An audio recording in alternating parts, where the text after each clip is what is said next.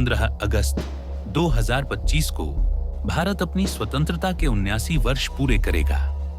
ये एक महत्वपूर्ण दिन है जब भारत ने 15 अगस्त 1947 को ब्रिटिश राज से स्वतंत्रता प्राप्त की थी। इस दिन का महत्व सिर्फ राष्ट्रीय झंडा फहराने और मार्च पास्ट करने में नहीं है, बल्कि यह हमारे देश की विरासत, संघर्ष और आत्मनिर्भरता का प्रतीक है। स्वतंत्रता दिवस पर विभिन्न राज्य और केंद्र शासित प्रदेशों में समारोह आयोजित किए जाते हैं। दिल्ली के लाल किला पर प्रधानमंत्री द्वारा झंडा फहराने की परंपरा बहुत प्रसिद्ध है। इस अवसर पर प्रधानमंत्री देशवासियों को संबोधित करते हैं, जो कि हमें एकता, अखंडता और विकास के लिए प्रेरणा देता है। 2025 में हमें ये देखना होगा कि हमारे देश ने पिछले वर्षों में कितनी तरक्की की है और हमें किन चुनौतियों का सामना करना पड़ा है। हाल के वर्षों में भारत ने अनेक क्षेत्रों में प्रगति की है।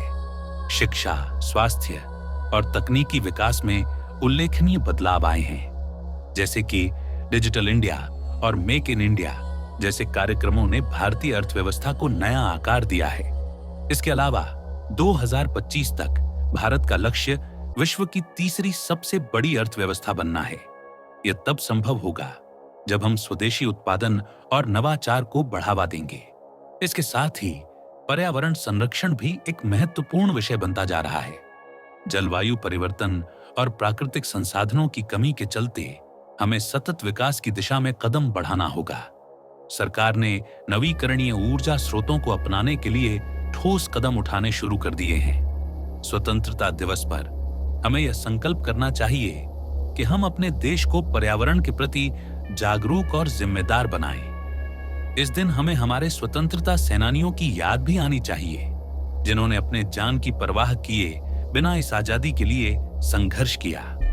उनके बलिदान को न भूलते हुए हमें उनके आदर्शों पर चलने की प्रेरणा लेनी चाहिए। सारांश के रूप में 15 अगस्त 2025 का यह दिन हमें न केवल अपनी स्वतंत्रता का जश्न मनाने का अवसर देगा, बल्कि हमें एक नई दिशा और संकल्प के साथ आगे बढ़ने का भी प्रेरित करेगा। ये दिन हमारे देश के भविष्य को बेहतर बनाने के लिए प्रेरणा का दिन होगा। ये देखते हैं कि हमारी चाहे स्वदेशी वेशभूषा हो, स्वदेशी चिकित्सा हो, स्वदेशी खान पान हो, इन सब में आज हम जिसके लिए हमने अंग्रेजों को भगाया था, वही सारी चीज़ें दोबारा से वही रिपीट हो गई। चाहे हमारा खान पान हो तो विदेशी आ गया है, पहनावा है तो विदेशी आ गया है, हमारी सोच भी विदेशी हो गई है। अंग्रेजी अंग्रेजी अंग्रेजी। हमारी संस्कृत, हमारी प्राकृत, हमारी हिंदी कहाँ चली गई है, ये हमें आज विचार करना है। साथियों, हमारी युवा पीढ़ी जो जिनके हाथों में कर्मसु कौशलम होना चाहिए था, योगा कर्मसु कौशलम, वो हम कहाँ देख पा रहे हैं। हमारे व्हाट्सएप, इंस्टाग्राम, इन सब में युवा पीढ़ी को भटका दिया है। आज हम ये देखते हैं, विदेशों की तो हम बुराई करते हैं, लेकिन उनकी अच्छाई को हम नहीं ग्रहण कर पाते हैं। हमारी देश की सरकारों को सोचना होगा कि 3.5 लाख से ज़्यादा जो पॉर्न साइटें चल रही हैं, उन सबको बंद करना होगा। ये कौन विचार करेगा? ऐसी नीति आना चाहिए हमारे देश में कि इन सब के लिए आज युवा पीढ़ी को केवल क्रिकेट में भरमा दिया है। युवा पीढ़ी को केवल सुबह से लेकर रात तक केवल उन साइडों पर जा रहे हैं और वो हमारी केवल गुणवत्ता को और उत्पादकता को खत्म कर रहे हैं। साथियों, वो सपना कहाँ चला गया? आज हम सब ये विचार करने का समय है कि हम अपने इसी तरह से सारी चीज़ों में केवल विदेशी जो आज चीज़ें आ गई हैं, आज उन सबको हमें हटाना होगा, उन सबके ऊपर विचार करना होगा और हमें अपने देश की जो मूल योग पद्धति थी, जिससे हम अपने देश का विकास कर सकते थे, वो सब चीज़ें हमने कौन कर दी, वो सब चीज़ें हमने बता दी हैं। साथियों, हम तो यही कहना चाहेंगे कि हमें सबको आज विचार करके हमारे वीर बलिदानियों को एक सपना था, जिन्होंने अपने प्राणों की आहुति दी थी, वो सबको ये विचार करना पड़ेगा हम सभी के लिए। इसी के साथ में हम अपनी बात को सभी के साथ